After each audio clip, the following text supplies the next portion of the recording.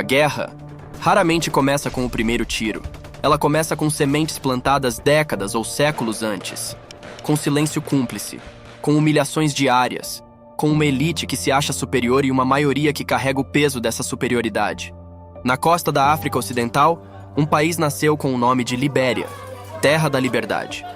Mas essa liberdade foi seletiva. E quando as promessas não foram cumpridas, o país mergulhou em um dos conflitos mais selvagens e esquecidos da história moderna. Entre 1989 e 2003, a Libéria deixou de existir como nação funcional.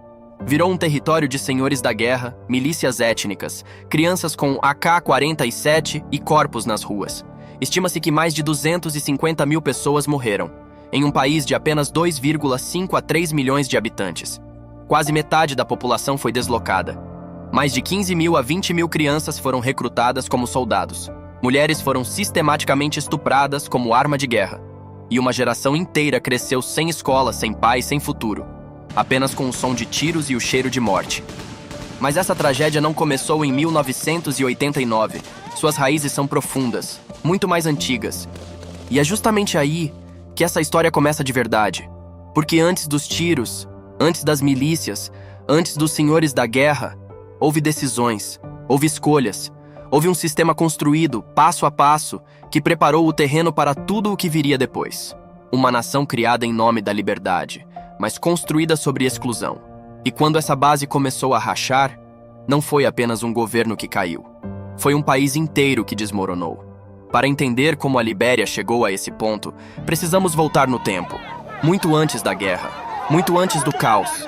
Precisamos voltar ao início de tudo.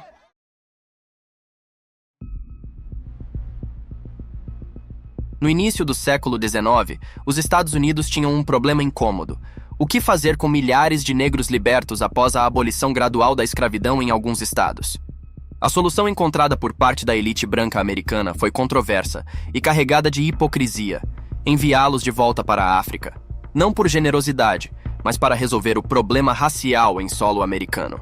Em 1822, a American Colonization Society começou a enviar os primeiros ex-escravizados para a costa da atual Libéria. Eles fundaram Monrovia, batizada em homenagem ao presidente americano James Monroe. E em 1847, declararam a independência da República da Libéria, a primeira república negra independente da África. Mas veio a grande contradição. Os américo-liberianos, descendentes dos colonos americanos, cerca de 3 a 5% da população, se consideravam superiores. Eles trouxeram roupas, nomes, igrejas, constituição e até bandeiras americanas, e reproduziram exatamente o sistema que os havia oprimido. Uma elite fechada que dominava política, economia e sociedade. A população indígena, composta por mais de 16 grupos étnicos principais, Gio, Mano, Kran, Mandingo, Capele, Bassa, entre outros, foi tratada como selvagem, pagã e inferior. Eles não tinham direito a voto pleno até meados do século XX. Eram explorados como mão de obra barata nas plantações de borracha. A Firestone era praticamente um estado dentro do estado. Eram excluídos do poder. Por 133 anos, o True Whig Party, o Partido dos Américo-Liberianos, governou o país de forma quase ininterrupta, como uma oligarquia de partido único. Presidentes como William Tubman, 1944 a 1971, trouxeram algum desenvolvimento e abriram ligeiramente as portas para indígenas, mas mantiveram o controle real nas mãos da elite Congo, como os américo-liberianos eram chamados pejorativamente pelos locais. Essa foi a primeira grande fissura, uma nação fundada em nome da liberdade que nasceu desigual. Durante boa parte do século XX, a Libéria parecia estável para o mundo exterior. Era aliada dos EUA, exportava borracha e minério de ferro e mantinha uma fachada de democracia. Na prática, era um sistema podre, corrupção endêmica, pobreza extrema no interior, falta de estradas, escolas e hospitais fora de Monrovia. A elite vivia em mansões inspiradas no sul dos EUA, enquanto a maioria indígena mal sobrevivia. Em 1971, William Tolbert assumiu após a morte de Tubman e tentou algumas reformas moderadas. Maior inclusão de indígenas no governo, abertura política. Mas era tarde. O ressentimento já era explosivo. A economia estava em crise. A dívida externa crescia, e a desigualdade gritante alimentava um ódio silencioso que só esperava uma faísca. Na madrugada de 12 de abril de 1980, um grupo de soldados indígenas invadiu o Palácio Presidencial em Monrovia. O presidente William Tolbert foi assassinado a tiros na cama. 13 membros de seu gabinete foram executados publicamente na praia. Quem liderou o golpe foi um jovem Master Sergeant até então desconhecido, Samuel Kenyon Doe, de etnia Kran. Para milhões de liberianos indígenas, aquele foi um momento histórico de justiça. Finalmente, um nativo tomava o poder após mais de um século de dominação américo-liberiana. Doe dissolveu o True Whig Party, prometeu eleições e justiça social. Mas a lua de mel durou pouco. Ele instalou um regime brutal e tribalista. Favoreceu sua etnia Kran e aliados Mandingo em cargos-chave. Perseguiu opositores políticos e étnicos, especialmente Jiu e Mano. Manipulou a eleição de 1985, que foi amplamente considerada fraudulenta. O exército, antes profissional, virou uma milícia pessoal. Torturas, desaparecimentos e massacres no interior se tornaram rotina. O país, que já era frágil, começou a rachar por dentro. Nesse caldeirão de ódio surge Charles Taylor, um homem carismático, educado nos IUA, ambicioso e sem escrúpulos. Taylor havia trabalhado no governo Doe como diretor de uma agência governamental, mas foi acusado de desviar milhões de dólares. Fugiu para os EUA, foi preso, escapou da prisão em circunstâncias misteriosas. Muitos suspeitam de ajuda americana ou de inimigos de Doe, e reapareceu na Líbia. Lá foi treinado por Muammar Gaddafi junto com outros revolucionários africanos. Recebeu armas, dinheiro e apoio ideológico. Em 24 de dezembro de 1989, Taylor cruzou a fronteira da Costa do Marfim com apenas 100 a 150 homens do National Patriotic Front of Liberia, NPFL. A maioria era de etnias Jiu e Mano, exatamente as que mais sofriam perseguição de Doe. Eles começaram a ofensiva no condado de Nimba.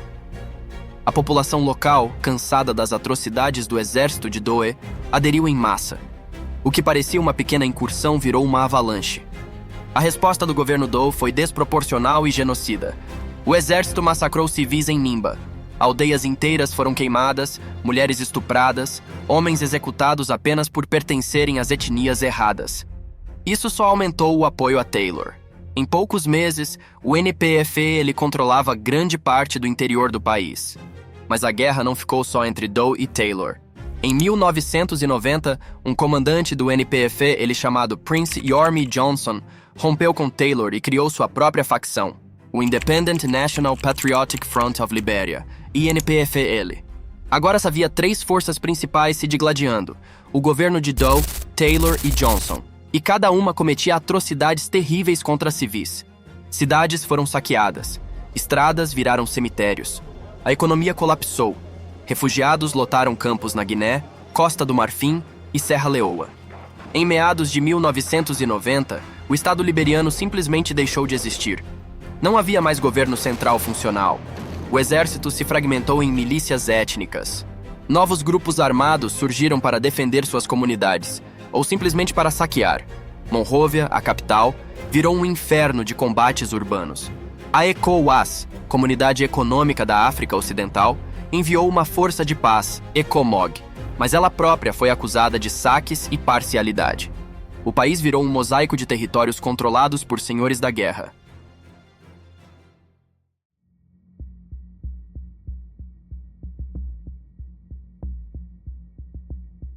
Em 9 de setembro de 1990, Samuel Doe cometeu o erro fatal. Foi negociar com Prince Johnson em Monrovia. Foi capturado, torturado por horas em uma base militar e executado de forma bárbara. A cena foi filmada em vídeo e exibida no mundo inteiro.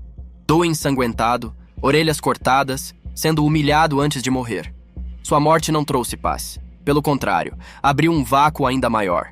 A guerra entre Taylor e Johnson continuou feroz. A guerra na Libéria contaminou toda a região da África Ocidental. Refugiados, armas e combatentes circulavam livremente. Taylor apoiou abertamente o Revolutionary United Front, RUF, de Foday Sanko, na Serra Leoa, em troca de diamantes de sangue. Ele usou esses recursos para financiar sua guerra e enriquecer. Gaddafi, Burkina Faso e outros atores regionais também tiveram papéis. Entre 1990 e 1996, foram assinados mais de 17 acordos de paz. Todos quebrados. A população pagava o preço. Fome, doenças, estupros em massa. Em 1997, sob forte pressão internacional, eleições foram realizadas. Charles Taylor venceu com cerca de 75% dos votos. Muitos votaram nele não por admiração, mas por medo. Ele é o diabo que conhecemos. Se perder, a guerra volta. Foi uma eleição da desesperança. A paz durou pouco. Em 1999, novos rebeldes surgiram. O LURD, Liberians United for Reconciliation and Democracy, apoiado pela Guiné. Em 2003, surgiu o MODEL no sul. A segunda fase da guerra foi ainda mais brutal. Crianças-soldado, muitos drogados com anfetaminas ou cocaína, cometiam atrocidades indescritíveis. Cidades viraram fantasmas. Monrovia sofreu cerco e bombardeios constantes. Estupros coletivos, mutilações, canibalismo em alguns relatos. A guerra perdeu qualquer limite moral.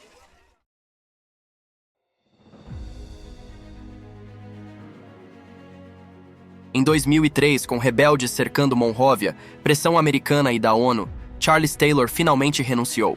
Foi exilado na Nigéria. Mais tarde, seria julgado no Tribunal Especial para a Serra Leoa, condenado por crimes de guerra e crimes contra a humanidade por seu papel no conflito serra-leonês. Morreu na prisão em 2022. Um governo de transição assumiu. Com apoio da UNMIL, missão da ONU na Libéria, o país iniciou o desarmamento de mais de 100 mil combatentes. Milhares de crianças-soldado foram reintegradas, com dificuldades enormes. Em 2005, Ellen Johnson Sirleaf foi eleita presidente, a primeira mulher-chefe de Estado da África. Ela ganhou o Nobel da Paz em 2011 por seus esforços de reconstrução. Estradas foram reconstruídas, escolas reabertas, instituições criadas do zero. Mas as cicatrizes permanecem. Trauma psicológico coletivo, economia destruída, desconfiança étnica latente. A Libéria sobreviveu, mas pagou um preço inimaginável. As grandes lições são dolorosas e universais. A desigualdade estrutural, quando ignorada por gerações, não desaparece. Ela explode. Quando o Estado vira ferramenta de uma etnia ou elite contra as outras, o colapso é quase inevitável. O poder sem instituições fortes e sem responsabilidade vira tirania ou caos. A paz não é um evento, é um processo diário de reconciliação, justiça e desenvolvimento. E o mundo não pode ignorar conflitos periféricos. Eles se espalham, como vimos na Serra Leoa e na região. Hoje a Libéria ainda luta, mas seu povo mostra uma resiliência extraordinária, porque no fim, a maior tragédia não é apenas a guerra que aconteceu. É permitir que as sementes da próxima sejam plantadas novamente. Se você chegou até aqui, não assistiu apenas uma história de destruição. Você testemunhou como uma nação pode cair no abismo e começar devagar a subir novamente.